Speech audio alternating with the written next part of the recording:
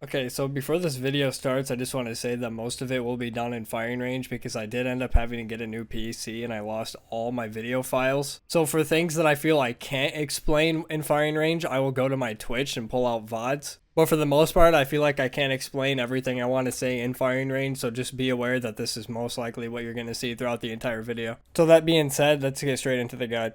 So I feel to start out, I should just kind of go over her entire kit, and we're going to start with her passive. So first with Wattson, you can carry 2 ultimate accelerants at once, and you can carry 2 per stack. Using an ult accel will give you your entire ult regardless of what percentage you're at. So if you're at 5% in your ult, you can use one and get the entire ult off 1 ultimate accel. And Wattson slowly recharges her shield over time. And for those who don't know, you get your shield back at a rate of 0.5 shield per second. So what this means is every 50 seconds you will get 1 bar of shield, or an equivalent of 1 cell. So next we have her tactical, which is perimeter security, and that's just her fences and nodes. So one thing you should keep in mind is that every node can make 2 fences. So what I mean by this is, so you have a fence already, you can connect another node off of one to make 2 fences based off of 1 node. But you have to remember, if you have 2 nodes already connected to one, this one cannot connect anymore.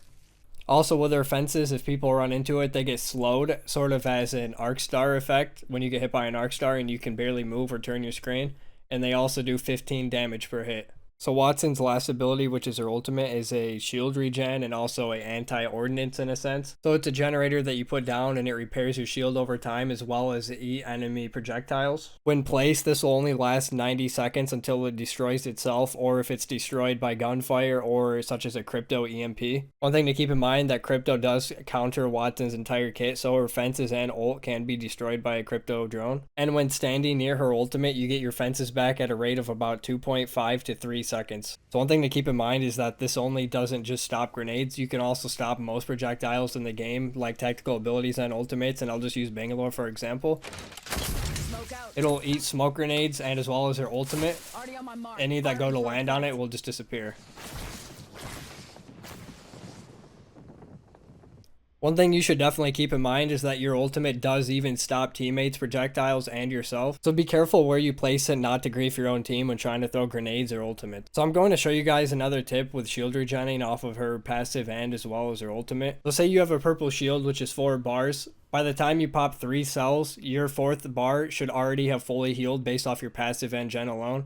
So if you have a blue, you should only have to pop 2 cells. And the same goes for a white shield. Typically, if you have a gen, you don't need to use the max amount of cells you can to fully recharge your shield. Always use 1 less cell than how many bars you have. So basically what I'm saying is use 3 cells for a purple, and use 2 cells for a blue, and 1 cell for a white. And I'm going to show you what I mean by this by losing my shield and healing next to a generator. Tossing an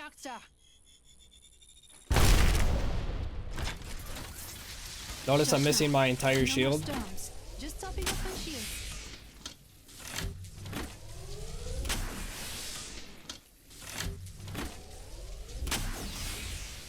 There I used 3 cells and my entire last bar completely healed itself on its own by the time I could use those cells.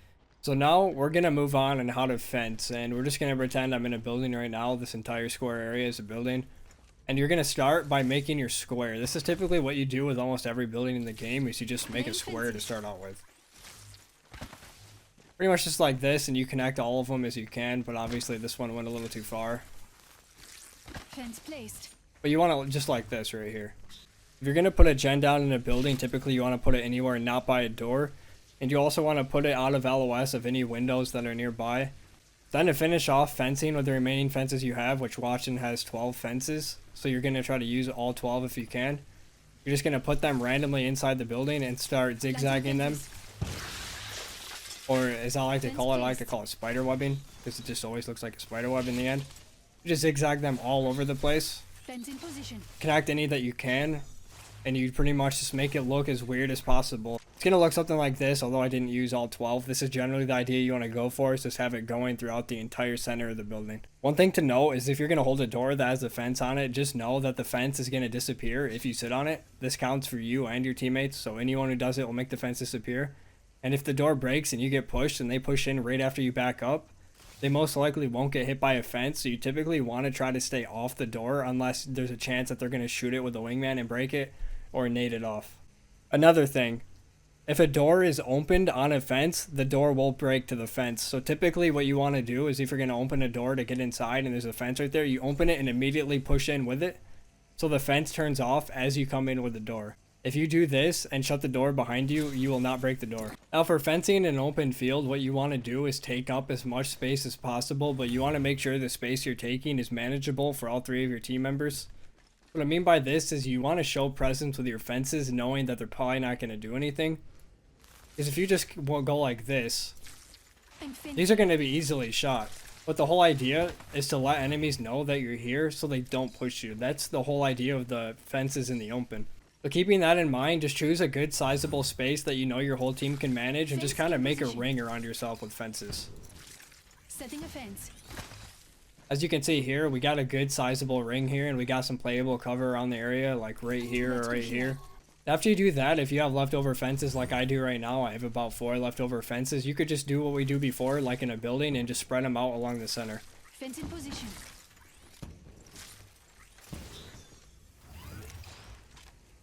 Now obviously those fences right there don't really do much for you, especially in terms of stopping anyone. But the whole idea here is the more fences you're adding, the harder you are to see. If you've ever seen a Wattson in game hiding behind her fences, you can tell that the visual you have of her gets a lot worse the more she has. So at the very least, if these aren't stopping anyone, you're just making it harder for people to shoot you through it.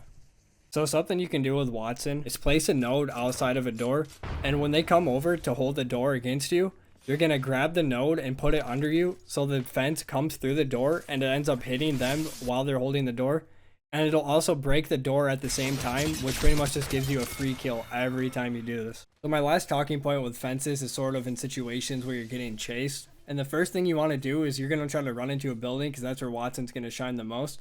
And you want to fence off the door that you entered the building from first right away because that's also where the enemy typically will come from as well. So once you have that door fenced off, you want to fence off any other ones you can as fast as possible. And then here's where I like to outplay people. I'll go back to that main door if they're not already there.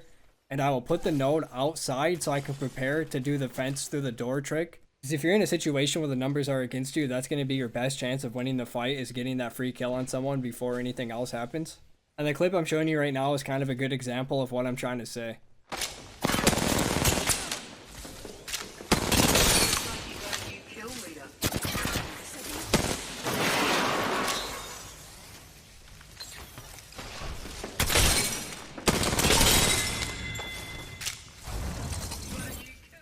So now let's talk about Wattson's generator and where to put it and the things you can do with it. And although there's really not much outplay potential you have with the generator, I'll at least tell you what I know and hope that it helps you some way. First, if you're inside a building, the last thing you want to do is put this somewhere where it can be shot without even coming into the building. So the first thing you need to look for in the building is where is the best spot for me to put this generator without it getting shot through a door or through a window. And although I can't exactly show you here in the firing range, that's something you're going to have to decide yourself because for every building, it's a different spot. But if I were to be pretending this is a building and all these openings are doors, honestly, the best spot you'd probably put it here is actually blocking a door like this one over here. Because then that leaves it blocking a door. And there's only a couple spots I can actually see this. So this leads me into another point, which is especially good as a solo Wattson, but you could do this either way, even with a team, is blocking doors with your gen. If you block a door with a generator, they have to break the door and then they have to break the gen after just to get inside. So you kind of need to decide yourself when a time is right for sacrificing the gen, because the gen will save your life even if it gets destroyed. There is times where you just want to throw this down and block things and hope that it saves you instead. Don't hold on to this as long as you can if it's going to save your life, because you have to remember, if you die, your gen does nothing for you anyway. So if you can block doors with this or block entries in any way at all, definitely use the gen to block stuff. Now the last thing I'm going to talk about with the generator is just where to put it in the open, and this is going to come down to kind of you thinking for yourself. You have to look around at your surrounding area and just decide where's the best spot with the least amount of visibility on my generator as possible. So if this were a situation where I need a gen down, realistically you'd probably put it right here because this has the best cover. But you want to keep in mind that putting the gen down in the open is actually not a good idea until last second anyways. This is more of a reactive measure when you're getting pushed or you're getting naded or you're getting hit by, say, a Gibiol. It's just a big key thing to keep in mind that this only lasts 90 seconds, so with the good chance of it being destroyed in the open, you just want to save it until you absolutely need it. So I feel I've covered everything important with her fences and her gen, and I'm going to move past that now, and I'm going to show you every interaction she has with every legend in the game, if it's a notable interaction. Some legends do not involve Wattson in any way, where her fences don't affect anyone, or her ultimate doesn't counter anything they have. So if you don't see them in this next coming segment, then just assume that they have no notable interaction. Gibby Dome will cut off Wattson fences if placed in the center of them. Calling the airstrike. Gibby ult will be ate by the Wattson gen.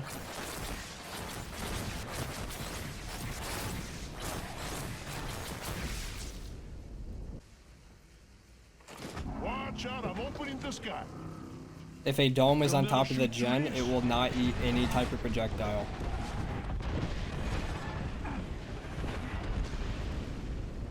Venting a Wraith portal will make people who come through it take damage.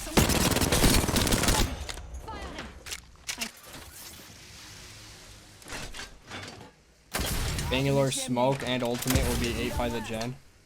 Already on my mark, firing for effect.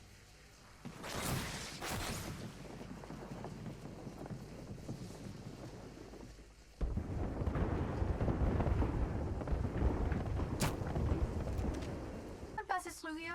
We'll know. Using a barrel on a friendly Wattson fence will make your barrel go off. My vision is clear.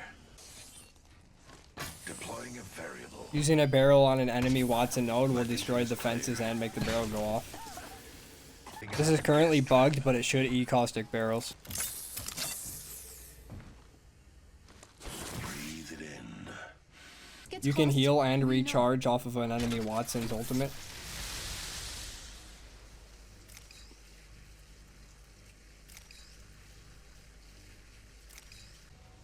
Crypto EMP will destroy everything Wattson has. Someone destroyed my drone. Fence fast. We're not alone. Wattson gen will eat Revenant Gonna Silence. shut you up. Shut up. Currently bugged. Horizon ultimate will be destroyed by gen. Unleashing my singularity. Fuse tactical and ult gets destroyed by gen. Sky's about to fall, lads. So thank you to anyone who watched, and if you've seen my first one, you can see that I try to expand on this one a little bit and make it a little more in depth, although it's really kind of hard to with this character, I feel like. But hopefully the interactions at the end help you see what she can do versus what legends and what they can do versus her, to kind of give you an idea of how to counter and how to outplay. So that being said, I will see you guys in the next video.